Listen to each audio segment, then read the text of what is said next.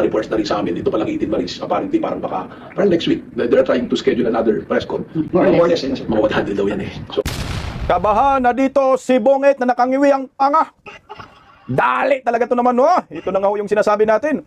100 ex-militar lalabas na upang pagtibayin ang apidabit at isiniwalat ng 18 dating mga sondalo. Sabihin na po natin kasi papalagpag ex-marine ang mga hinayupa. O paano na ito?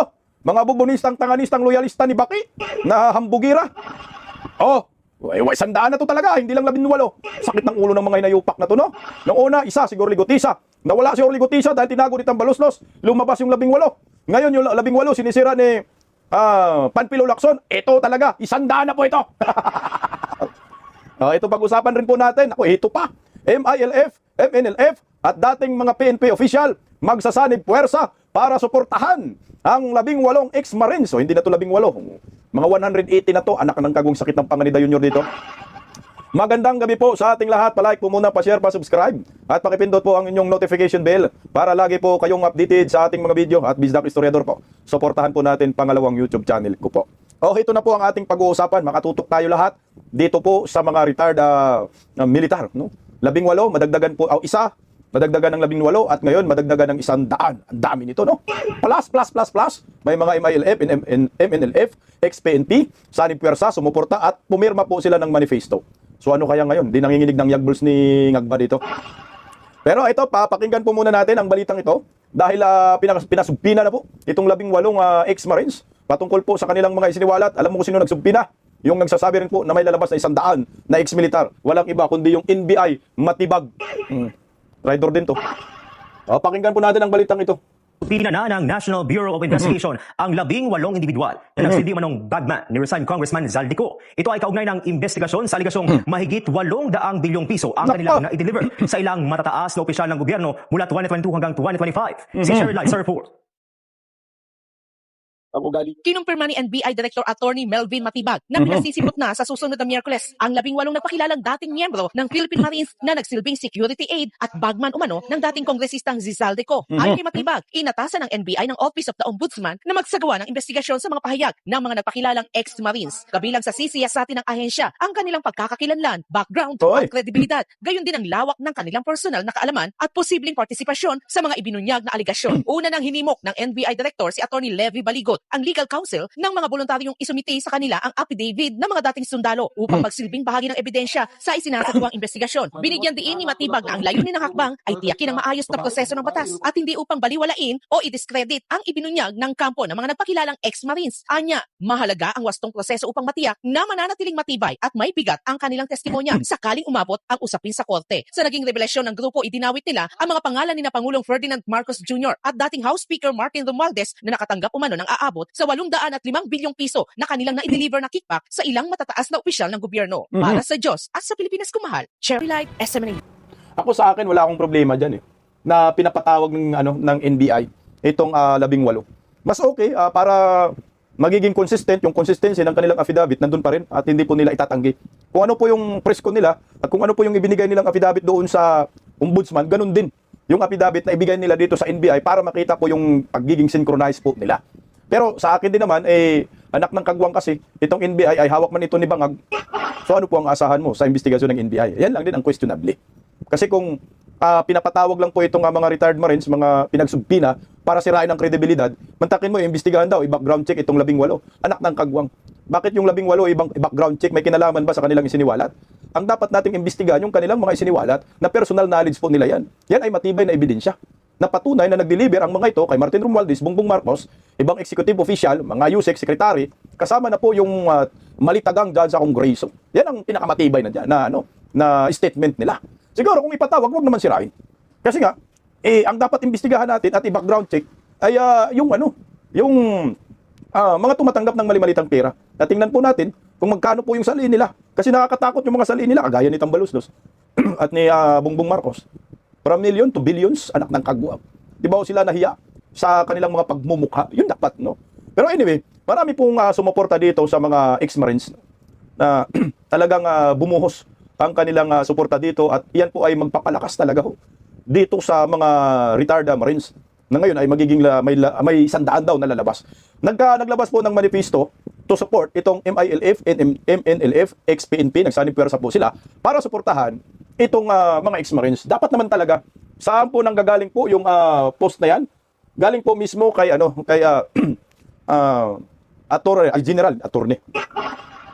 kay Attorney Romeo Pokis. Chinik ko po yung kanyang FB page kasi yan po ang kumakalat na poster. Napag-alaman ko po, hindi lang po MNLF, kundi kasama rin po ang mga MILF. Patay tayo dihanyor. Ito, no? Gumawa po ng manifesto po sila.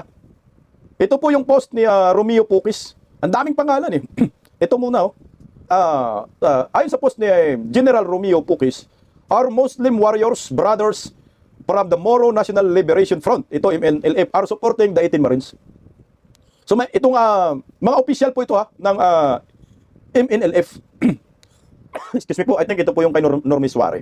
Yung mga official na lang kasi pinangalanan man niya, pero ang dami po ito, kasama po yung hindi official. Top officer, si Daton Sabidra, Lieutenant General, MNLF, Dimasalang, Yokalano, Mama. Huwag na natin kumplito ng apelido, Mama Chito, Romeo, H. Norodin, Yokolano, Dani, Rashid, Mike, Raul, Abdul Hamid, Dato, Jubran, Dato, Duma, Nasir, Taha, Adtis. Kung gusto niyo po makakita ang kumpletong pangalan, puntahan nyo na lang po ang post ni General Romeo Pokis. Yung mga nabanggit ko po, yan po yung mga top officers ng MNLF. Sumuporta po sila sa 18 retired Marines. Ito naman po ay, teka lang. Ito naman, meron din po siyang post na, wait natin ito MILF, ang dami. O sabi ni Romeo Pokis, our MILF, Moro Islamic Liberation Front, Brothers Warriors are supporting the 18 Marines. Ang dami po, grabe. Anak ng kagwang mga almost 100 plus. So yung MILF, alam na po natin, no? Pag tinignan po natin, malaking faktor po ito para sa mga 18 Marines na lumabas para magtestimonya at ipaalam sa buong mundo na hito kami. Alam namin yung nangyayaring panluloko ng gobyerno sa mga Pilipino.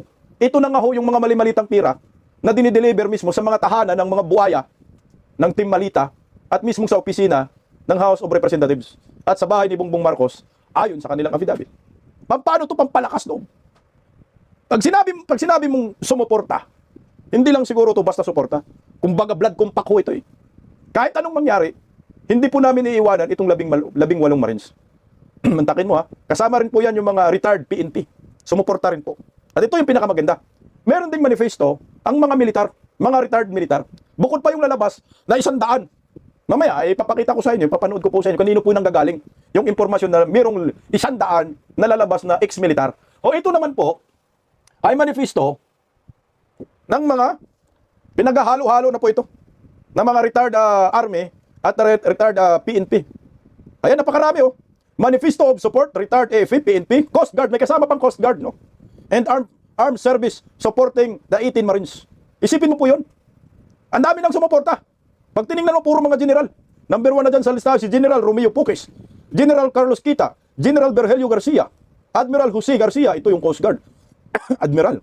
Buti, may mga matitino pang mga dating Coast Guard. General Pelizardo Simoy, General Arthur Abakiro, General Alan Luga, General Danilo Servando, General Paul Sumayo, General Damiana Carlos, General, Police General Abilieno Rason, Police General Prospero Noble, General Nestor Ochoa, Admiral Rufino Lopez, General Arsenio Arugay, Police General Raul Gonzales, Admiral Raul Espira, General Ricardo Morales, General Rogelio Calunsag, General Alfonso Crucero, General Jogelio Fuhas, Police General Wilson Victorio, Police General Federico Laxiti, Police General Mark Edison Bilarma, Chief Superintendent Warlito P. Daos, Colonel Jerry Jose, Colonel Segundo Mitran, Police Colonel Jonathan Kalang, Captain Edgar Kinsay. Basahin natin lahat, baka nakapanood sila sa atin, baka sabihin, gusto sila lang binasa mo eh. Blood kung pa kami, patay kami. Basahin mo naman. Okay, basahin natin yung nakalista, kasi po medyo nasamit-samit tayo ngayon eh. Colonel Derwes Tulavi, Colonel Danilo Pabunan, Colonel Sergio E. Generali Junior, Colonel Marlito Bautista, Police Colonel Elwin Dice Fernandez, Colonel Efren Daki, Police Colonel Jean Wansu, kala ko Jean Pahardo.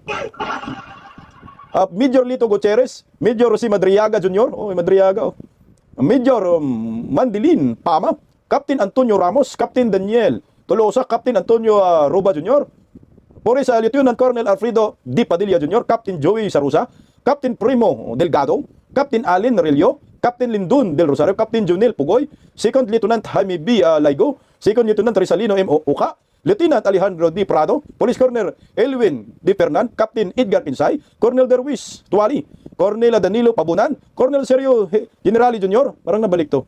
Ay, iba. Nabalik na. Colonel Marlito F. Bautista, Police Colonel Alexander Sungay, Captain Edgar Kinsay. Ayan po yung mga pumirma. Nasaan si Dado? Wala si Dado Enriquez. Hindi natin basahin lahat, ang dami. Nauubos yung hininga ko. Yan.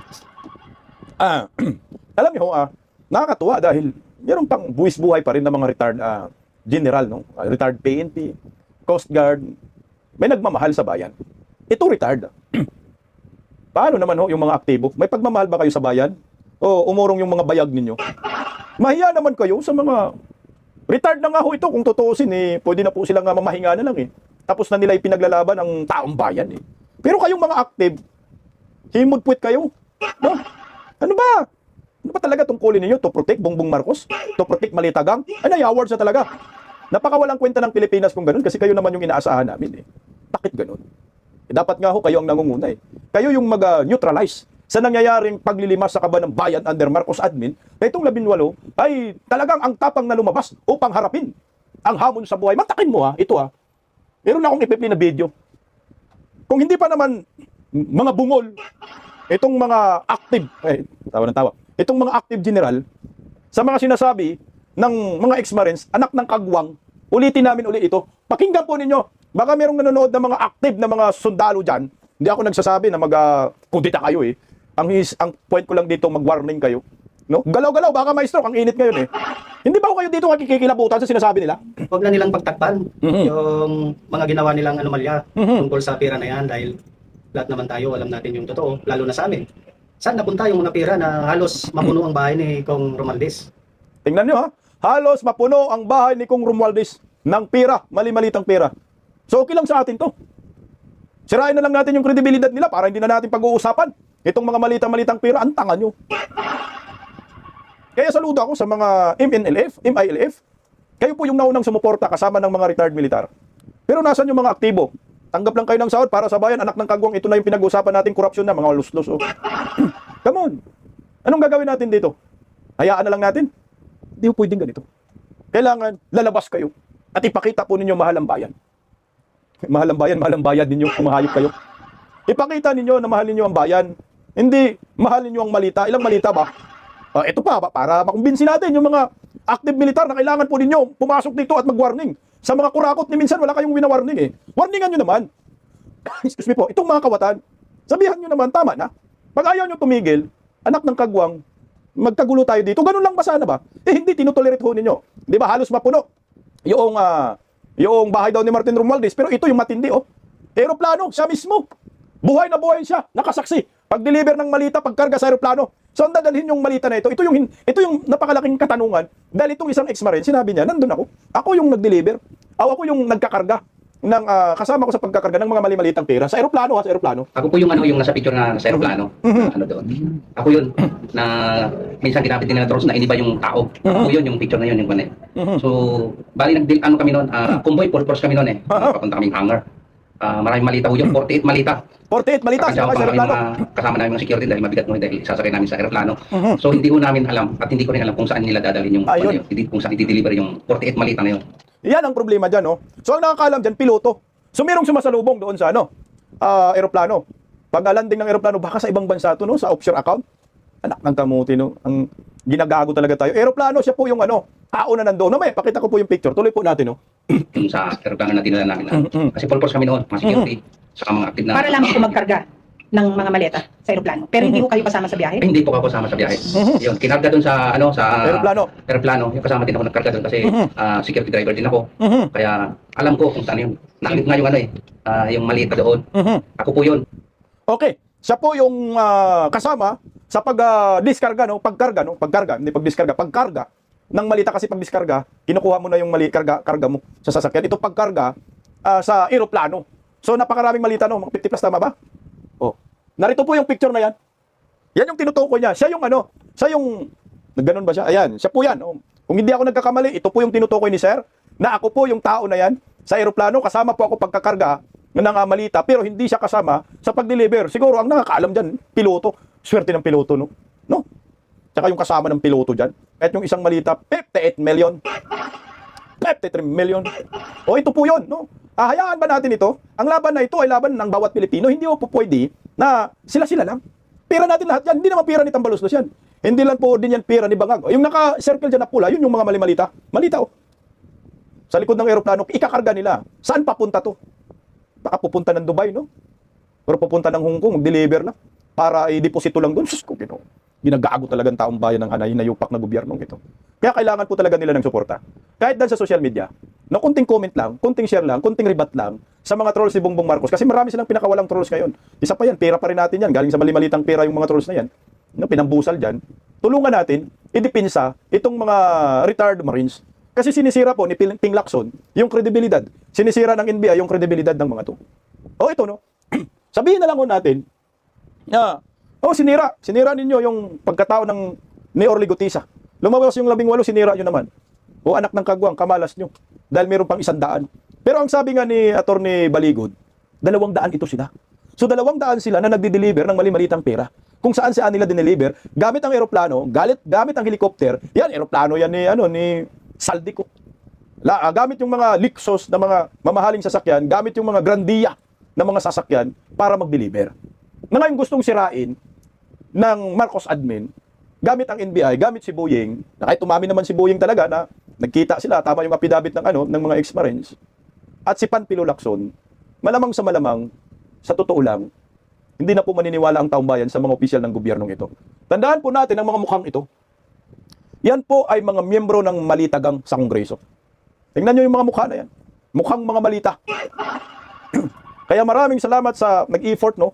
Nakunin yung mga mukha nitong mga hinayupak na to. Baka mayroon kayong hindi nakilala dyan, pero halos lahat ng tao kilala po yan. Except lang yung isang babae na parang nakariban. Hindi ko nakilala yan eh.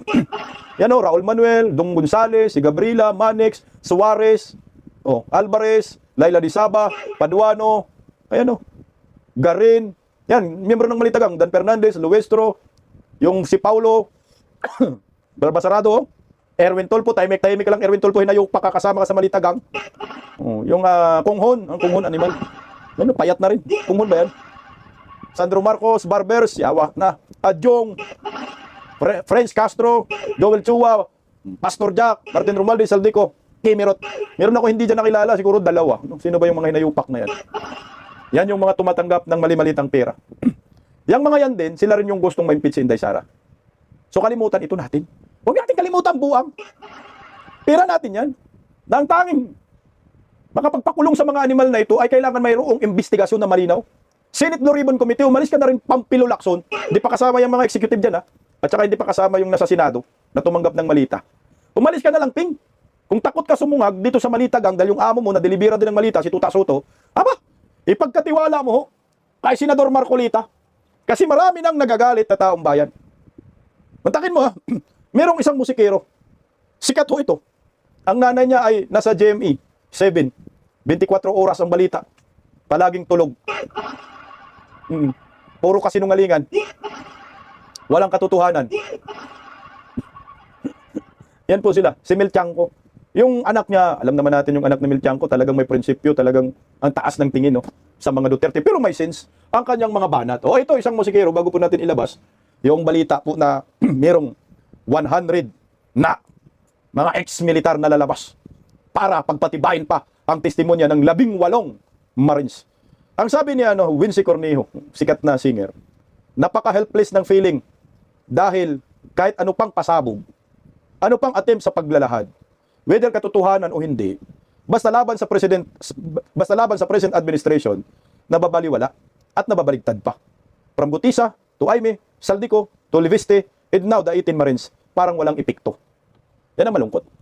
Kasi pinipilit nila binubura yung isyong ito, kaya pinapatunog nila si Vice President Inday Sara sa impeachment. Pero iwan ko lang, kung kaya pa nila pagtakpan, pag lumabas na yung 100 ex-militar na kasama rin sa pagdi-deliver ng mali-malitang pera sa mga opisyal ng gobyerno, kasama ka Bongbong Marcos, Sandro Marcos, Martin Romualdez, at kayong mga buhaya sa Kongreso, malapit na katapusan ninyo. Nasure ako na kapag lumabas itong 100 ex-militar para pagtibayin ang affidavit at isiniwalat ng 18 Marines, wala na nyo, may tama ka dito. Tatamaan ka dito ng tayudan. Kakabahan ka dito bungit. Panigurado manginginig yung yagbols mo. O ngayon, sinong nagsiniwalat? Baka sabihin, gawa-gawa ka na naman bistak. Hindi gawa-gawa. Ito ay totoo. Galing po mismo sa opisyal ng gobyerno. Meron silang nakalap na impormasyon na merong 100 lalabas na militar para sumuporta dito sa 18. O pakinggan natin. Narito po kung sino nagsisiwalat. 18 Marines, ano na po yan? Yung sa Sabina, may darating po earlier? Yeah, actually, yung 18 Marines plus all the others, but some of those we subpoenaed that I signed yesterday, nung nalaman nilang papatao, because what we did is to connect with them, voluntarily na pupunta lang for Wednesday to issue their statement to shed light on the matter. Kasi may mga reports na rin sa amin, dito palang 18 Marines, apparently parang next week, they're trying to schedule another press con. May bago pang isasama na Marines because there were reports na mas marami pa pala yung kausap dyan or kinausap More or less. Mga 100 daw yan So, pero hindi lahat. Bong! Mga 100 daw yan. Kulang pa yan kasi 200 man yan sila na delivery ng mga Marines. O tindi ng pasabog nito. No? Kasi sabi nga ni Baligo, di ba, pauna pa lang to, teaser pa lang to. May lalabas pa. Pero ang sabi ni Baligo, 12 yung lalabas. So inuna lang yung 18. So ngayon ito matindi dahil sinabi man ni Matibag, traitor din yan, na may 100. O ito yun. Tuloy yun. Payag. So, ganyan yung niya. Kaya yung tinatanong po siya tungkol dun sa tungkol dun sa political. May reports kasi sa amin nagtutugma na. Anong report? Yan yung unang lalabas. Tapos eventually may mga retired general na lalabas. You and I know, may lumalabas na nga retired general kahapon, di ba? So, we'll follow all those leads. Kaya siguro Ulol, sinabi man niya ni Baligod, anak ng kagwang ang NBI ka. Kaya sinabi man ni Baligod na teaser lang to. Saan yung impormasyon mo? May teaser lang, mayroon pang susunod. Natuloy-tuloy yung suporta nila. Kasi hindi mo nga nabanggit MNLF, hindi mo nabanggit, no? MILF, hindi mo rin nabanggit. Yung mga PNP, official, hindi mo rin nabanggit. Los mo. Kulang yung intel mo. Kaya harap-harapan pinupost ni General Romeo Poques. Saka yung mga retired general na lumalabas, talagang susuporta sila. Huwag kang mag-alala. Hindi ka tatagal dyan sa NBI. No? Tuloy yun. Si Ombudsman nakakapagsalita na may tipping, they're looking for a tipping point or what. Kami naman, on our end, it's tipping our point? duty to be very, very clear about this. We're just following the lead. We will validate all the reports sa amin. And those are the reports. I want to be very transparent kasi later on the public will have different set of views. Depende kung kanino nakakampi. So I want to be very transparent that initially when we were starting, there are already reports na mas marami pa dun sa 18 na yan. And, meron niyang may mga design na and we will develop that. But let me caution you, if the claim of the 18 points towards the direction ng mga binanggit nilang tao, we will not hesitate to go after them also. Tatawagin din sila to explain, to look at the motivation. I understand some of them filed cases already. So, it doesn't remove naman sa amin yung mandate namin to investigate even if there are cases filed because we will complement kung ano yung mga nakapile. So, yung events sir na hindi po sila pumunta. Tangino Mino, wala namang problema yan Kung ipatawag nyo, di pumunta ang mga yan. Kaya nyo ba sila? Ako sa akin, goods din naman yan. Yung patawag din daw nila uli, yung 100, kung mag-compliment, yung sasabihin ng 100 sa 18, sa ipasumpina po nila. Anak ng kagwang yung sumpina na yan, pwede mo nga hindi puntahan yan. Sa totoo lang, NBI lang naman yan, hindi naman korte yan Kung hindi ka pupunta, mag-file kayo ng kaso. Mag-file kayo ng kaso sa korte, doon ako sa korte. Yan lang naman yan. Pero mas maganda rin na pupunta at ipakita po nila ang kanilang desire, no? Na sila po yung nagsasabi ng totoo. Pero option din nila ng legal team yan kung pupunta o hindi. Kung gusto nila doon na kasi meron namang sinampan ng kaso, pwede rin silang hindi pupunta. At gusto namin sa na lang, sa Senate Blue Ribbon Committee. Mas the best siguro sa Senate Blue Ribbon Committee. Yung sinasabi ni Matibag, meron na ng mga general na lumabas. Yung kamakailan, ito yung isang general, galit na galit, pakinggan natin. Isang beses lang tayo mabubuhay sa mundo ito. And wala na ulit, no? So, hindi namin maging na pag nawala kami dito sa mundo ito, mamanahin ng aming mga anak, ng aming mga apo at mga apo ng ating mga ayo, wala nang Pilipinas. Wala na, kinain na ng mga buhaya Ubos ng Pilipinas, Pilipunas na lang. Ito pa yung isa pang matapang na retired general. Ito, pakinggan natin. Nakakandun. Dahil kung sino pa yung magsasabi ng totoo, sila pa yung pinakusahan, sila pa yung inalimusta, sila pa yung directed. Yung mga nagputos sa kanila, yung mga nagpadala ng mga maleta, at saka yung mga tumanggap ng mga maleta, yung dapat ang kinakasuran, yung dapat ang inalimusta natin, yung dapat ang kinulong. Exactly. Yung mga taong inutusan naman para magdala ng maleta. Kaya ang United People's Initiative, ang ating alliance sa ating may ibang grupo, na-ally sa United People's Initiative, ang Philippine Alliance for National Accountability, at marami pang iba, ay nag-try sa para bigyan ng paraan ang ating mga magigiting ng mga sundalo ito.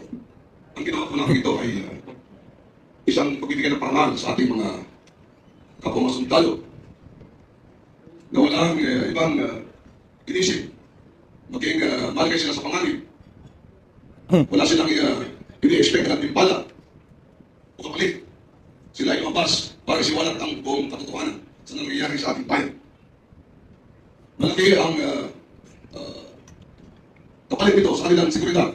Kaya nga wala silang ngayon dito dahil inaalagaan din natin ang kanilang physical security. Magigan pa man, dito natin nakikita ang isang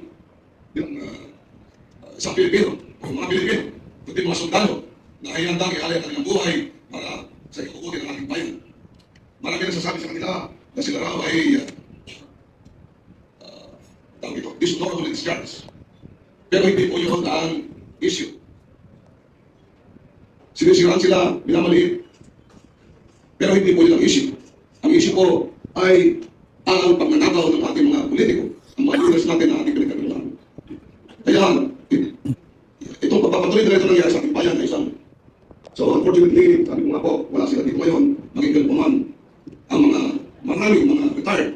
Hindi lamang sa armed forces, hindi lamang sa daluhan, pati ng ating kapulisan, pati na yung ating mga Coast Guard, yung ating mga PNP, yung Bureau of Fire Protection, yung ating mga kaibigan, mga Muslim warriors, brothers, from Bangsamoro, ang ating mga kaibigan at kapatid na Muslim, from the New Moro National Liberation Front of MLF, at saka yung mga Moro Islamic Liberation Front, kung saan sila mismo ay nagpakita ng pagkilala, pagpapangal dito sa mga sundalong naglahat nito mga panubuhan sa ating bayan. So muli mga kabayan, maraming salamat sa inyo at pagdating. At i-announce lang po natin kung kailan po natin gagawin ang aktual na dito sa sila.